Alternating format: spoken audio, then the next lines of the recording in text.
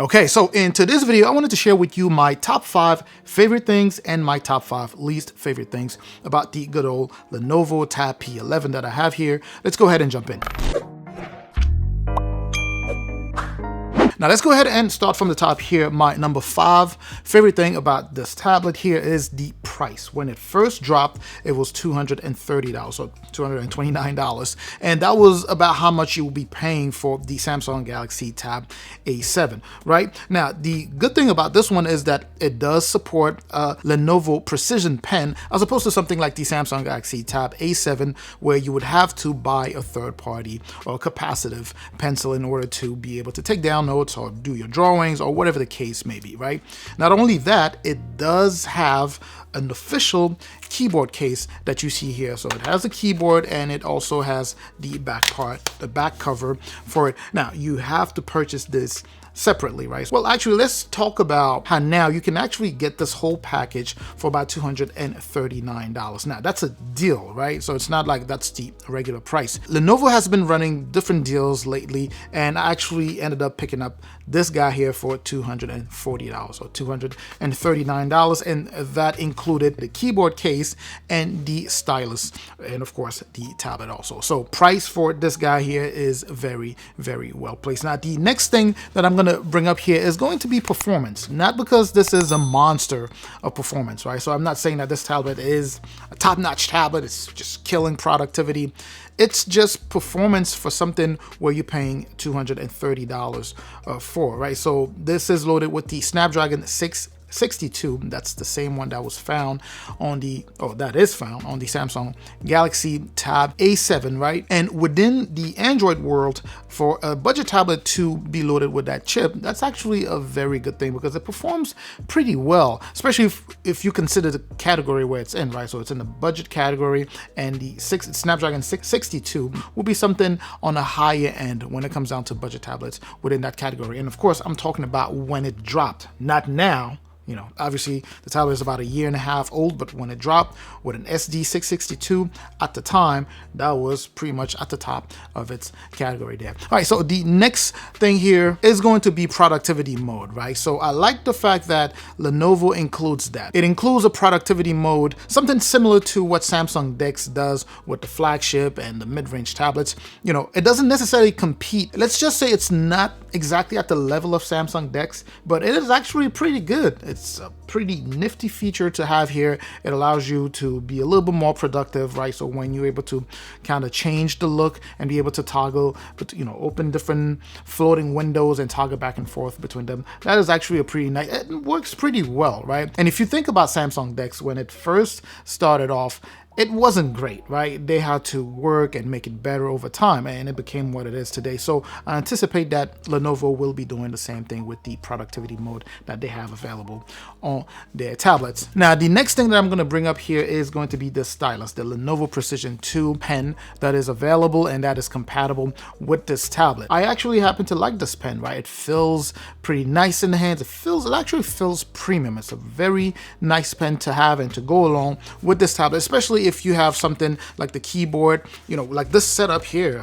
a little bit like a mini computer. So when you have this setup, it's always nice to have the stylus to pretty much have all of the official accessories that will work well with your tablet. And finally, of course, another one favorite thing to bring up here is going to be the battery. I was actually pretty impressed by the battery performance here. It actually lasts a whole day, right? So if you're on the budget and you're looking for something that has good battery, this guy here is actually a very nice pickup. It's always going to depend on how you use your tablet, but I can tell you that, you know, based off of my testing over the past few weeks or so, battery has been very, very good. I'm even thinking better than the Galaxy Tab S6 Lite when it was brand new. No, for sure, better than the Tab S6 Lite when it was brand new. So that's one thing to keep in mind. All right, let's go ahead and talk about the top 5 least favorite things about this tablet here. And the first one is going to be the lack of software support. So you may know this, Lenovo is not very much known for,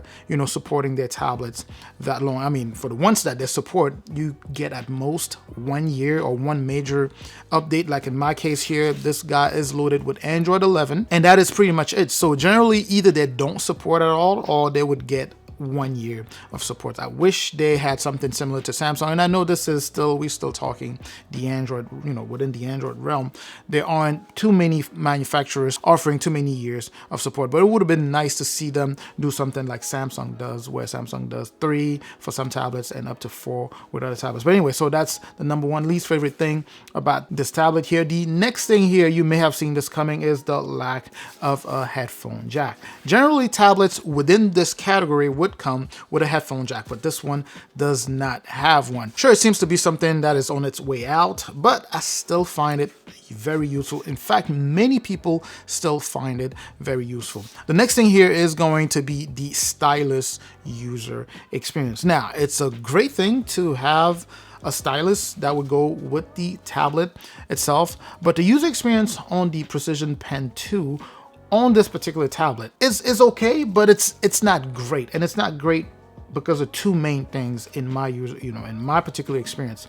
The first one is the fact that when you're taking down notes, it doesn't seem to be as clean as what you would have on a Samsung Tab S6 Lite. And the reason I'm bringing that up is because that seems to be kind of the direct competitor to this guy here. So it's not as clean as what you would get on the Tab S6 Lite. And the other thing about the user experience on here, which I absolutely hate, is palm rejection. It is just not good on here. So when you're taking down notes, this part of your palm is definitely leaving marks that you have to erase afterwards. It's not fun. Every time you take down just one line, you come back, you have to erase all of that stuff. But anyway, so the next thing that I don't like about this tablet is going to be the cameras. Now, believe it or not, this is a 13 megapixel camera on the back here, the main camera, and the front facing camera, the selfie one, is an 8 megapixel camera. I was hoping for more. You know, it's not great. Like, now, if you are video calling someone, you just got to make sure that the setting that you're in is very well lit. Otherwise, it doesn't do well. I guess it still kind of stays on par with, you know, the same camera. It's just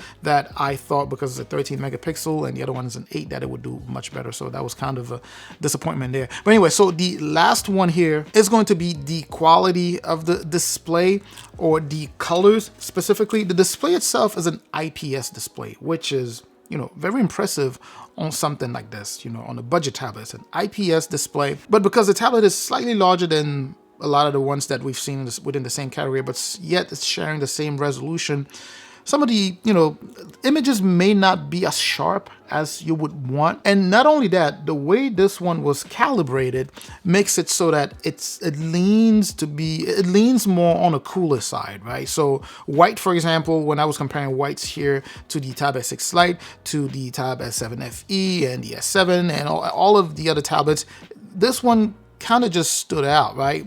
The white just tended to be a lot more cooler than any of the other tablets that I had there. So that's just, it could be a preference thing, but to me, it's just not a very good look. But anyway, those were my top 5 favorite and my top 5 least favorite things about the Lenovo Tab P11 here. Do you have any favorite things that you like about this tablet? Do you have this tablet? Any questions you may have, let me know in the comment section. I'm going to catch you in that comment section. Also, don't forget to like, comment, as I mentioned already, subscribe. I will catch you in the next video also. And up until that next video, of course, as always, stay safe out there.